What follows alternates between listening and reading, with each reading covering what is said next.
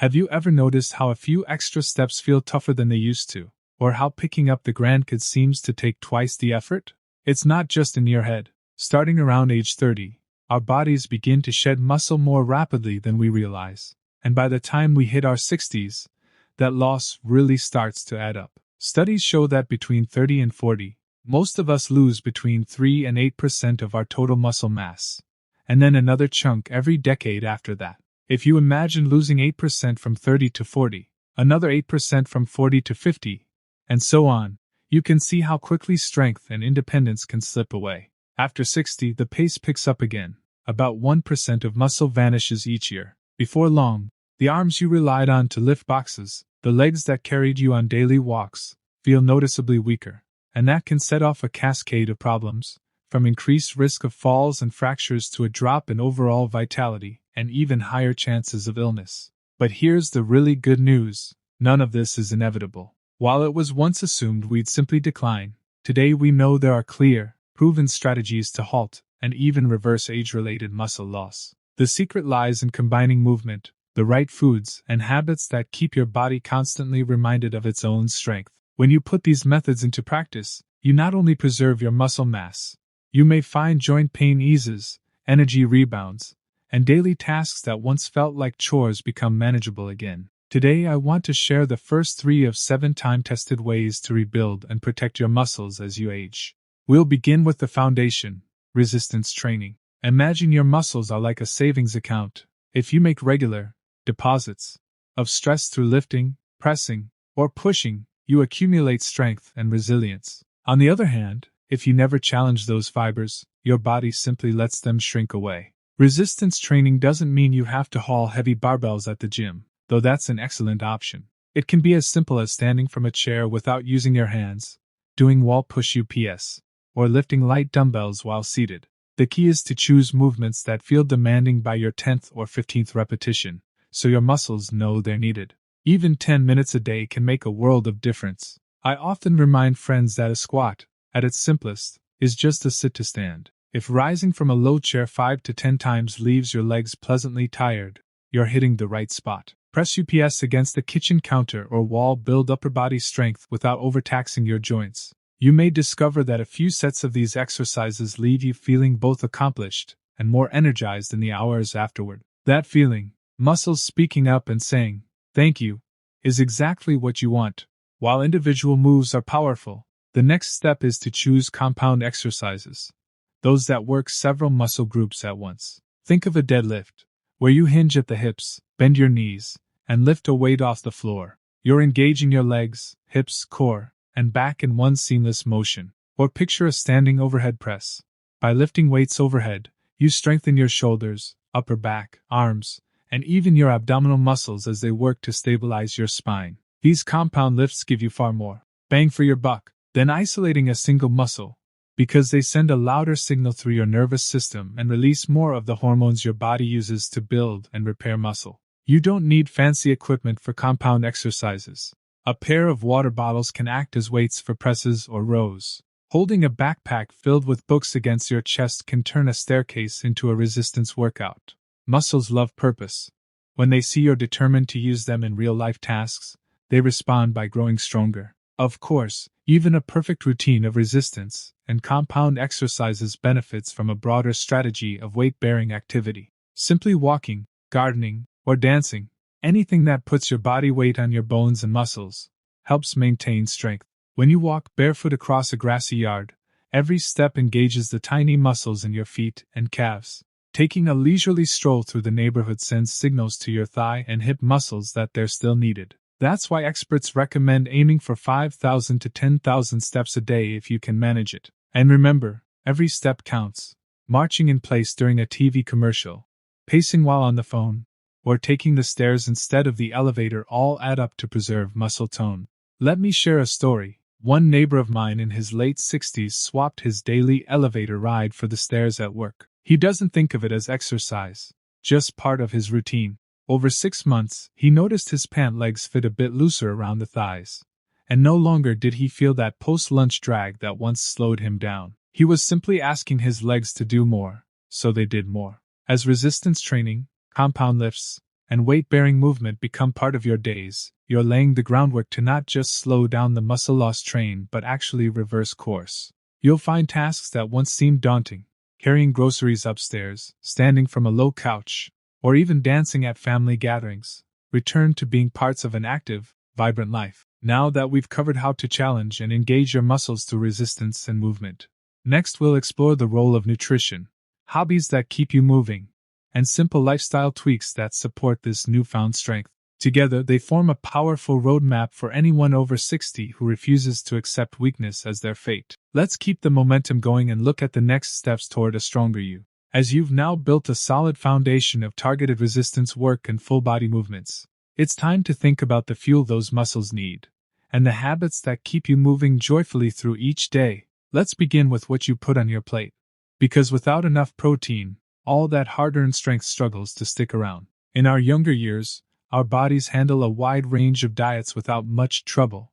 But after 60, the rules change. Protein stops being just another nutrient. It becomes the brick and mortar that holds our muscles together. Without it, the body literally cannibalizes its own muscle tissue to meet basic needs. Think of protein as a building block. Every time you lift a weight or stand up from your chair, microscopic tears occur in muscle fibers. Protein provides the amino acids needed to patch those tears and to grow new fibers that are stronger and more resilient. Most health guidelines suggest around 1 gram of protein per kilogram of body weight each day, but for adults keen on preserving or rebuilding muscle, studies increasingly point toward 1.5 to 2 grams per kilogram. For a person weighing 70 kilograms, that can mean anywhere from 105 to 140 grams of protein daily. That might sound like a lot, but it's quite doable when you spread it across meals. A breakfast of scrambled eggs with smoked salmon and a dollop of cottage cheese, a lunch featuring grilled chicken or turkey on a salad, and a dinner centered around fish, lean meat, or a hearty legume stew can easily add up. Snack time offers another golden opportunity to top up your protein stores. A handful of roasted almonds, a small cup of Greek yogurt with a sprinkle of chia seeds, or a quick protein shake can bridge the gap between meals. The key is to think of protein not as an afterthought but as the main character in every plate. When those amino acids flow steadily throughout the day, your body has what it needs to rebuild, and you stave off the gradual thinning that otherwise creeps in. Now, while eating for strength is vital, keeping boredom and inactivity at bay is equally important. Retirement, empty nests, or changes in daily routine can leave us looking for something to fill the hours, and often, that something involves the sofa. But the body thrives on purpose, not just on prescribed exercise. This is where hobbies come in.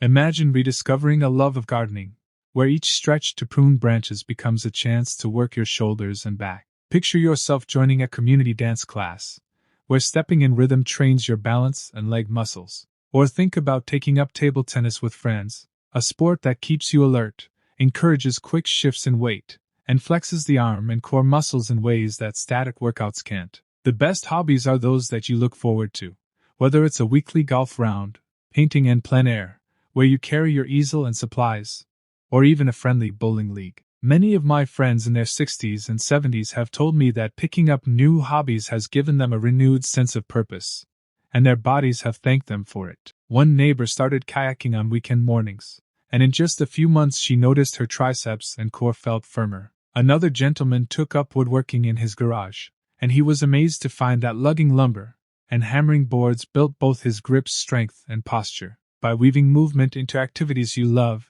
you sidestep the feeling that exercise is a chore, and you keep your muscles engaged day after day. Finally, amid all these well-planned workouts and nutritious meals, never underestimate the simple power of the stairs. It's tempting to wait for the elevator or the moving walkway at the mall, but every time you choose the stairs, you challenge your legs, hips, and cardiovascular system in one effortless decision. Climbing a single flight demands significantly more from your muscles than walking on flat ground. Over weeks and months, those repeated little bursts add up, preserving the tone of your quads, glutes, and calves without a single gym visit.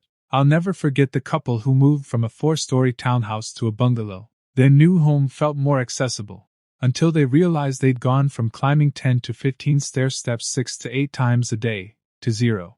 Within months, they noticed their legs felt weaker, and simple tasks like rising from the floor grew tougher. They missed those stair micro-workouts, Once they started seeking out a flight of stairs at the community center or even stepping up onto low benches in the park, they regained that lost strength and rediscovered how movement can be woven into the everyday. By dialing in your protein intake, embracing hobbies that put your body to joyful use, and choosing the stairs whenever possible, you're supplying both the bricks and the blueprint for a stronger you.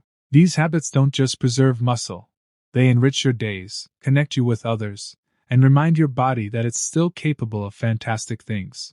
Now that your muscles have the building blocks they crave, and your days are filled with purposeful movement, there's one final piece to ensure nothing derails your progress. In our next segment, we'll explore how to handle those niggles and injuries before they become barriers, so you can keep moving forward without interruption. Let's continue this journey and make every step count. As you've seen, building strength with targeted exercises, feeding your muscles the protein they crave, weaving movement into hobbies, and choosing stairs over elevators all play crucial roles in reversing age-related muscle loss. Yet even the best plan can be derailed when aches and pains sneak in and keep you off your feet. That's where our final strategy comes in, learning to listen to and act on those niggling discomforts before they become full-blown barriers. Imagine you've had a twinge in your knee for a week. It's only a slight pinch, barely enough to slow your daily walk. You think, I'll rest it for a few days.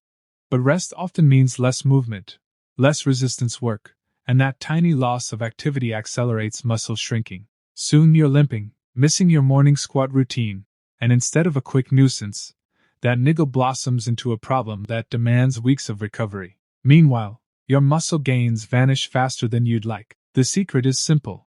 At the very first hint of pain or stiffness, rather than powering through or hiding under the couch, give your body the attention it needs. A short pause to adjust your movement pattern, perhaps swapping deep lunges for gentle leg lifts or trading a long walk for a low-impact swim, can keep you active without aggravating the issue. Ice or heat, simple foam rolling, or a few stretching sessions often relieve tension before it becomes a bigger setback. I once worked with a woman in her 70s who adored her evening strolls, rain or shine. When she felt a slight ache in her hip, she dismissed it as normal aging. Within a month, that hip pain became so severe she could barely cross the street without discomfort, and her precious daily walks came to a halt.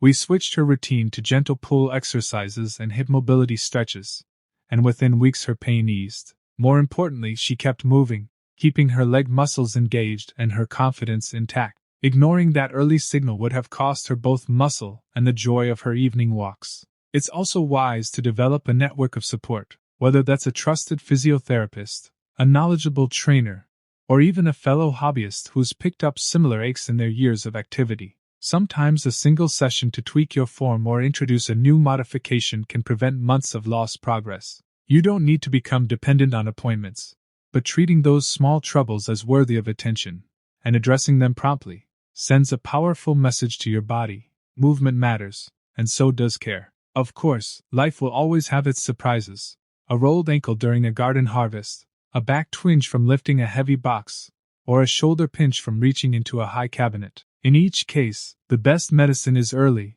appropriate action, gentle stretching, a brief rest day, or a modified workout that preserves muscle engagement while you heal. These adaptations keep you in the habit of movement, protect your hard-won strength, and prevent the domino effect of inactivity leading to more weakness, leading to more injury. As you integrate this habit of attentive self-care, responding to niggles with small, smart adjustments, you'll find that you miss fewer workouts, maintain more consistency, and consequently keep more muscle. That consistency is the thread that ties all our strategies together. Exercise that challenges, nutrition that rebuilds, movement woven into daily life, and care that prevents setbacks. Together, they form a tapestry of strength that holds you upright through every season and milestone. Before we wrap up, remember this. Reversing muscle loss isn't a one-off sprint. It's a lifelong conversation with your body. Some days you'll feel unstoppable, powering through squats and racks of stairs. Other days you might need to honor a twinge with a gentler approach or lean into the camaraderie of a dance class instead of a solo jog. That flexibility, not perfection, is what sustains you. I'd love to hear what you'll try next. Will you add a protein-packed snack to your morning routine? Swap one elevator ride for the stairs? Reach for your dumbbells for 10 minutes instead of skipping your workout? Share your first step in the comments below, and let's inspire each other onward. If this video has sparked a new plan for your strength journey, please give it a thumbs up, subscribe for more ways to keep your body and spirit vibrant, and ring the bell so you never miss our next conversation. You've done the hard work of building foundations. Now keep those muscles fired up with attention, care, and a willingness to adjust. Here's to standing tall, lifting confidently, and embracing every moment fully, no matter your age. Thank you for watching, and may your next step be your strongest yet.